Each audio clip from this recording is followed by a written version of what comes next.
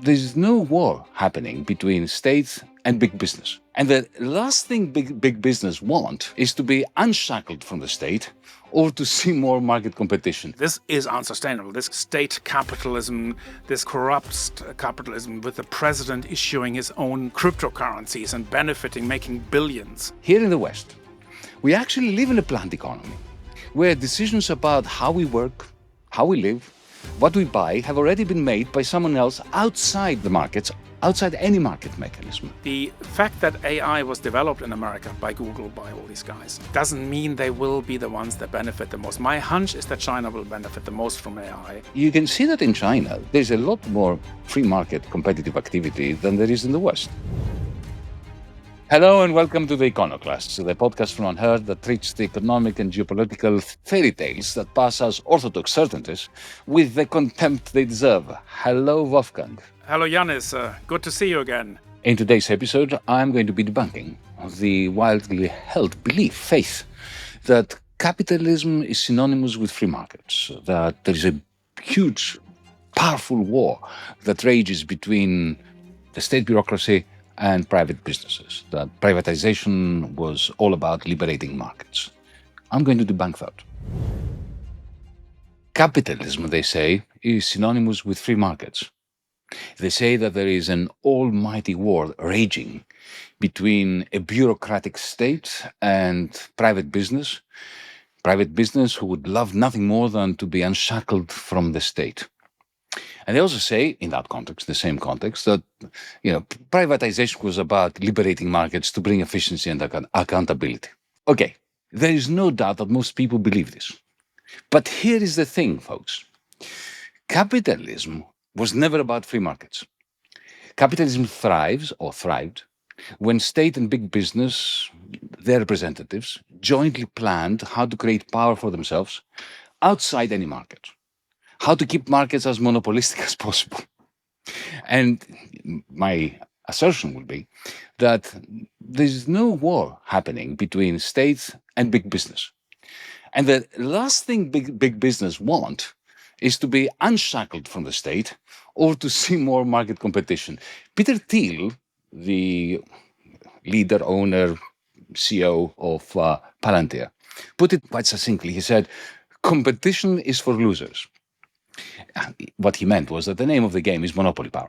And by this, I don't mean the notion, the hypothesis that monopoly power is the result of the great innovations of conglomerates. There is that as well. Proof that it's not just innovations that create monopoly power is Peter Thiel and Palantir. If his close political ally, Donald Trump, had not won the White House, Peter Thiel would never have realized the stupendous capital gains he realized. Now, my proposition, and I really want Wolfgang for you to come in, all guns blazing, bringing me down on this because it will be an interesting discussion. What I think really happens is that there is a professional class, a cross-sector professional class. John Kenneth Galbraith in the 1960s, in a great book called The New Industrial State, referred to it as the technostructure. It's a professional class of people. They are engineers, politicians, economists, marketeers, advertisers.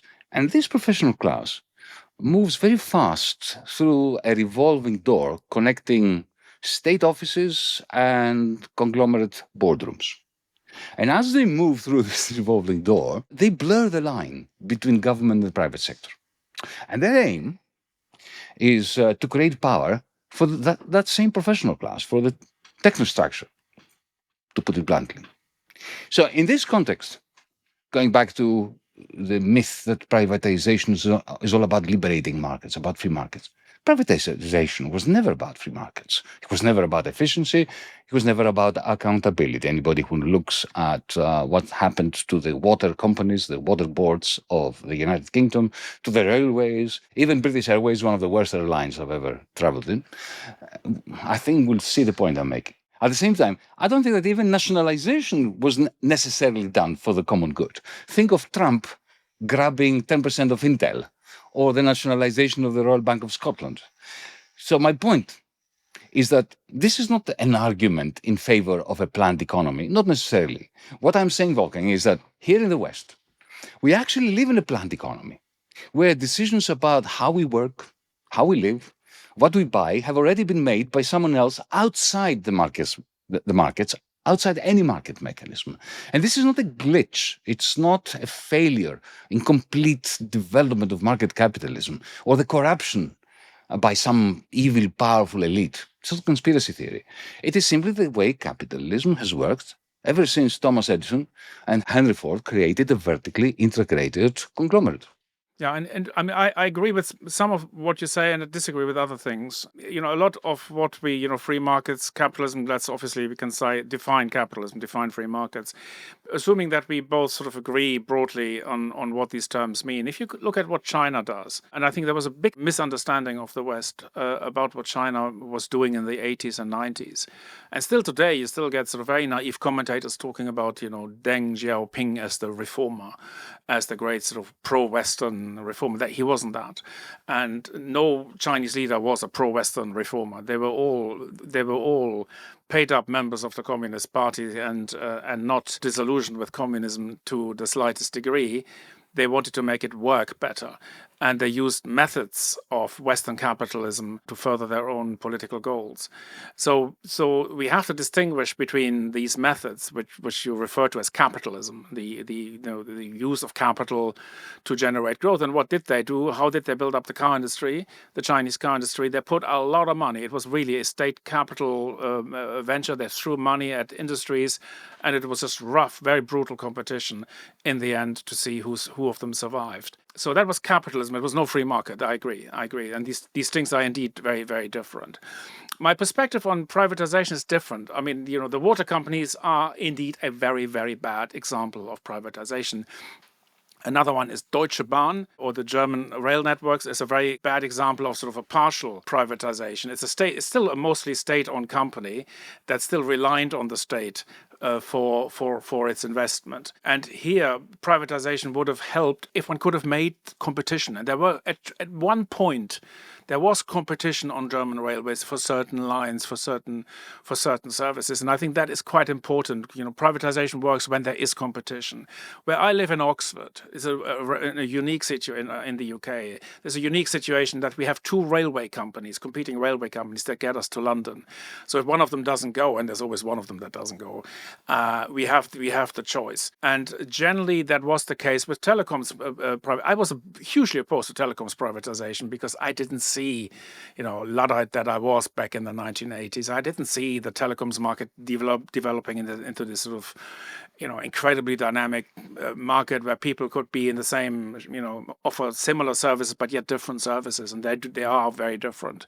So I think this is an example of successful privatization. I also thought that the sale of council houses had worked, certainly worked politically, and I think it also worked economically. There was a period in the 1980s when Britain sort of became entrepreneurial. There was something I've never seen in any of our societies since, a sort of a social change, where certain social norms changed, where certain things became cool that weren't cool before. And that's something that it did. And you see this also in America, where entrepreneurialism, where people, where it's normal for young people to start a business. So I think there is something to be said for that, rather than having a structure like that we have in, say, Germany, where everybody thinks after school they want to, they go to university not because they want to study a particular subject, because that's a cool thing to do, and then after university they stay out of a job for a long time because the state pays them money, so that and they can maintain their lifestyles. A lot of that happening at the moment. So I think there is sort of an anti-entrepreneurialism that's sort of descended on Germany over that period. But I agree with your central point. Certainly the point that you made about, Peter Thiel and Trump and this sort of state capitalism that we are seeing at the moment. This is not free market. I completely agree with you. And we're already seeing the big tech bros. When I saw them in the White House at a dinner with Trump, that's basically what the German industrial complex does with the chancellor. They basically discuss ways of how to close the market and how to maintain monopoly or oligopoly profits. So the US is moving in a very similar direction. I think an important part of that story is the role played by financial markets. It's no longer just governments and big companies. I think the financial sector is now probably in the United States in particular, the main actor here. I don't want to get bogged down in the discussion about the success or failure of privatizations. You can, of course, pinpoint to particular cases where they were successful, but I do want to challenge you on the question of council houses in Britain. This was an unmitigated catastrophe. Politically, it was very successful for Thatcher. She actually told people, "Well, your house is worth 20,000. I'm going to sell it to you for 10,000." So they got a loan very, very easily. And then financialization. There was no entrepreneurship. It was buying and selling, always trying to move up the ladder. And the result is now half of the British population, especially the young, have absolutely no access to housing. And also this financialization essentially was the flip side of the same coin of deindustrialization and the descent of Britain into a split society where effectively you have an assetocracy. And the result of being the political impasse that both major parties, well, now they're both behind Farage, but that's another story. I want to agree with you about China. You can see that in China, that there's a lot more free market competitive activity than there is in the West. It's all state guided, as you say. But essentially, they're using the market more effectively than the West, which proves the point, or if you want, it enhances my point, amplifies my point, that capitalism is not synonymous with markets. But allow me, Wolfgang, to invite you to discuss what lies behind Peter Thiel's aphorism that competition is for suckers or for losers. If you scratch the surface, what you find is a Schumpeterian, and here I'm referring to Joseph Schumpeter, who used to be the finance minister of Austria before he migrated to the United States. He became a very famous economist, professor, a man who was very much on the right, but who had been influenced very much in understanding capitalism by Marx. The Schumpeterian story is that, only through the emergence of monopolies does society benefit, because it's a kind of welfare argument that in order to become established as a monopoly, you have to be amazing at what you're doing. Think of Apple's iPhone, and then if you start abusing that power that you have over consumers, over the market, then like a dinosaur, you'll become extinct because some other usurper, some startup is going to come and overthrow you. That's what's behind Peter Thiel's. I reject that too. It's a kind of Schumpeterian fantasy. If you look at companies like Google today, they are creating such aridity in the whole of the tech sector. So take Google Investments. It's a company belonging to Alphabet that purchases or actually invests in companies. It doesn't buy them outright. They're not doing what they did to DoubleClick, which is to buy effectively a competitor and destroy it or usurp it. What they're doing is investing in startups in more than 5,000 companies in the United States alone, under one condition, that whatever services these startups create will be channeled through the cloud capital, the services, the machinery of Google. That is not consistent with the idea that this clash, or not market competition, but rivalry between monopolies, is good for society. In economics, you get taught in microeconomics the principle of perfect competition, and when you get out in the world, you see Warren Buffett investing in companies that he thinks have a monopoly because that's how they make money. Because in perfect competition, you wouldn't, and that's surely also behind Peter Thiel's comments. I would say that if you are an advocate of capitalism, listening to Thiel, you would probably say this was not helpful. This falls in that category of say he should not have said this because it doesn't help our cause. No doubt, whatever he said, everything he said was kind of truthful in that moment. He did speak the truth as he saw it.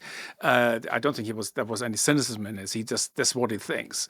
Of course. Where I'm slightly more optimistic, and maybe you share that optimism, is that the way that high technology is progressing, the technologies I'm following very closely, both crypto and AI. What I'm seeing in AI is the lack of monopoly power, because it's not going to be easy to create monopoly power. All the algorithms are public.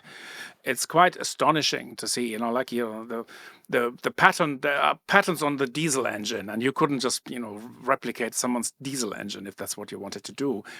But you can easily replicate the machine that's behind, or the model that's behind ChatGPT. It's not secret.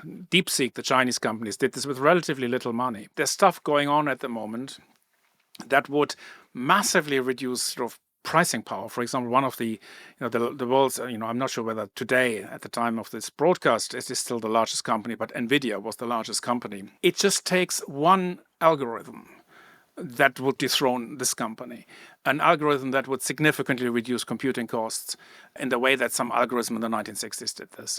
And if this happened, then this basically means less energy consumption, less of that.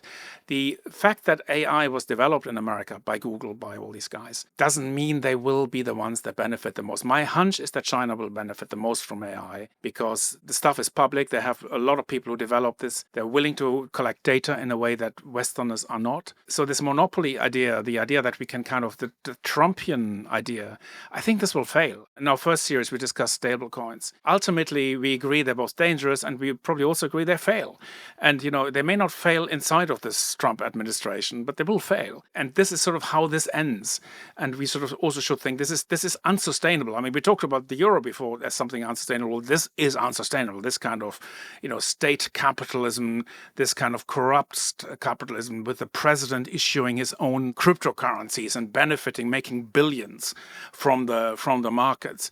Now, this is completely unheard of, that politicians were just, making so much money from their, basically from their own policies. That will fail. And I think this discussion that we have about capitalism versus free markets will probably sound very different in maybe 5 years' time. Well, allow me to take the point you're making about AI and use it in order to reinforce my case about capitalism and markets. Now, when DeepSeek, the Chinese startup that came out of nowhere to cause a massive drop in the capitalization of OpenAI and Nvidia and all the other companies, because it essentially generated an AI competitor to ChatGPT, which was just as good and it was free. So this sounds like it is market competition. When AI is utilized in order to produce a standard commodity, like a subscription service to ChatGPT or to DeepSeek, yes, that's where you're absolutely right, because it's a free for all, more or less. It's not patented in any way. Yes, that is going to bring back a degree of market competition and its benefits. But I don't think that the capitalization of big tech has much to do with these commodities. I think that the OpenAI ChatGPT model of trying to sell you a subscription to some AI bot, I don't think that has legs. It's going to be part of the market, but it's not the reason why Nvidia has the 5 trillion capitalization. It's not the reason why AI is all the rage. I think that AI is going to be weaponized. It is already being weaponized. They have not managed to make it work yet. But it will be weaponized by the existing big tech conglomerates who are not selling you a commodity, like Google search. A search result by Google is not a commodity. It is a service.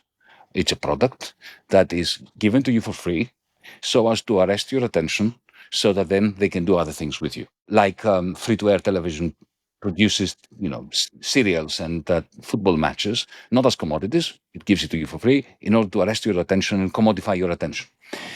When they manage, for instance, fully to work out how AI can make Alexa is the interface of Amazon that it sits on your desk and allows you to talk to Amazon.com as if it's your friend, and also to learn about you, and therefore to gain your trust, to give you good advice about movies to watch or books to read. And once it has gotten your trust, then it can direct you directly to particular commodities, which of course Amazon doesn't produce, but it gets 40% every time you buy one of those things outside of the market mechanism through Amazon.com, right? Now, when AI is combined with this kind of traditional monopoly power, We're not going to see the benefits that you were referring to, I don't think. We're going to see an escalation, a kind of exponential increase in the capacity of Google and the others to essentially extract huge rents.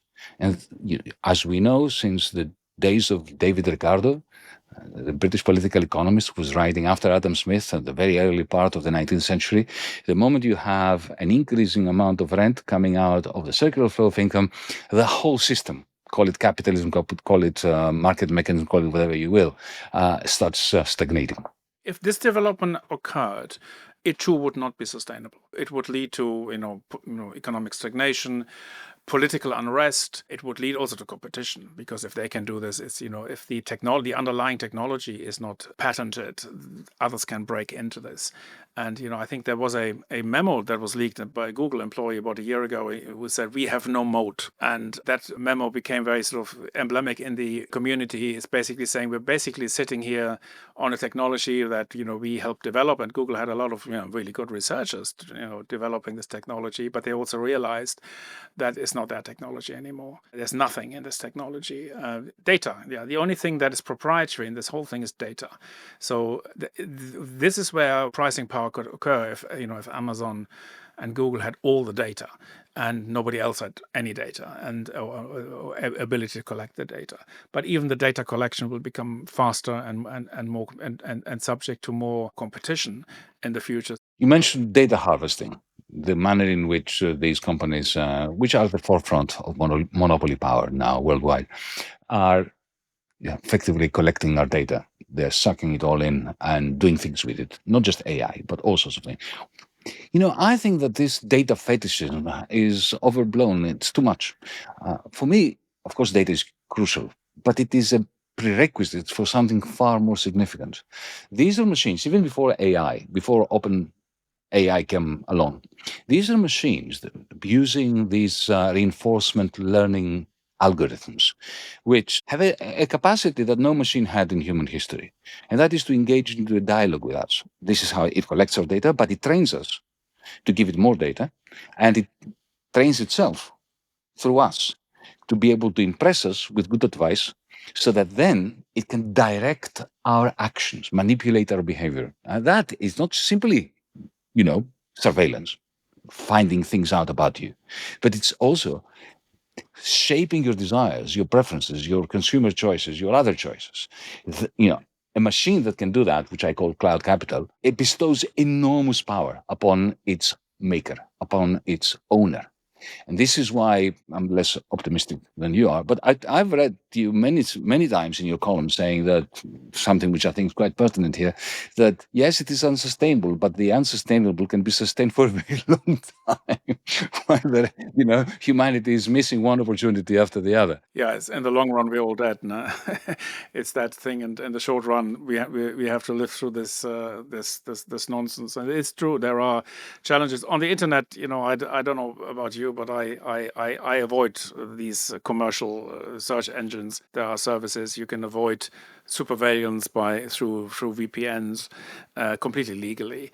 Even in Russia, you can surf the internet without any state interventions if you use VPNs, and that will be very hard to trace unless they really threw the kitchen sink at this. So there is quite a lot we can do, and quite a lot of I think this is one of the things about the way technology goes. It's not so much an 1984 type Big Brother type thing, but it's all the internet is by definition decentralized, and the cryptoverse is decentralized, and that makes the control over it very difficult. And one way of doing this was the way Trump did this with the stable coins. That's certainly a way to control it. There are ways to usurp it, and crises that will happen with the stable coins. I think the crisis will come quicker than it won't be a generation.